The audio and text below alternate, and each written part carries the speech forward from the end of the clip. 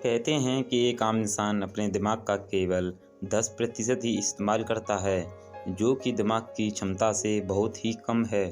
दरअसल हमारे दिमाग के दो प्रकार होते हैं, एक को कॉन्शस माइंड व दूसरे को सबकॉन्शस माइंड कहा जाता है, यानी कि चेतन और अवचेतन मन। चेतन मन के बारे में तो हम सभी जानते हैं, इसी का इस्तेमाल हम अपने रोज़मर्रा के जीवन में करते हैं।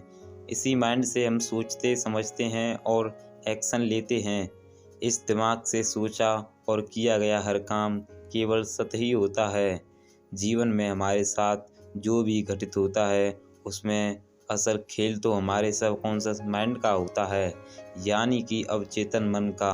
आप इसका जितना ज़्यादा इस्तेमाल करेंगे उतना ही बेहतर जीवन पा सकेंगे। पूरे दिन में हज़ारों विचार हमारे माइंड से होकर गुजरते हैं।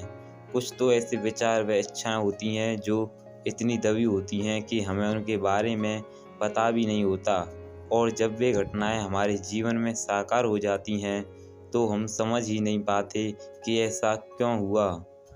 दरअसल सारा खेल हमारे अवचेतन मन का है। यह जो चाहता है वही स्थिति कभी ना कभी हमारे जीवन में वास्तविकता में घटित हो जाती है।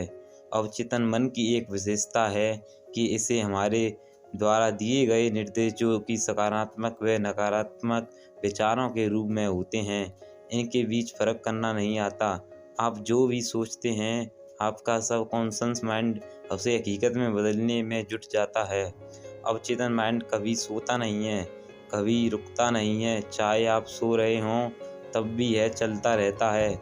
इसी का उदाहरण है आपका बिना रुके लगातार सांस लेते रहता और दिल का धड़कते रहना। जब आपको कोई चोट लग जाती है तो यह आपकी वाइट ब्लड सेल्स को उस चोट को ठीक करने का आदेश देता है, और कुछ ही दिनों में आपकी चोट ठीक हो जाती है, क्योंकि आप चाहते हैं कि आपकी चोट ठीक हो जाए। इसके बाद आपका सबकॉन्शियस माइंड आपके आदेश को मानकर काम करने में जुट जाता है। तभी कहा जाता है कि हमेशा अच्छा ही सोचें, वही जो आप चाहते हैं, क्योंकि जो आप चाहते हैं वही होता है। जाने अनजाने में आप चिंता कर बैठते हैं, नर्वस हो जाते हैं, और इस तरह के अनेक नकारात्मक विचार कई बार मन को घेर लेते हैं। ऐसे में कुछ सही होने के बजाय स्थिति और बिगड़ जाती है, क्योंकि आप वही सोच रहे होते हैं। तो अब से केवल सकारात्मक ही सोचें और उसे साकार होता हुआ देखें।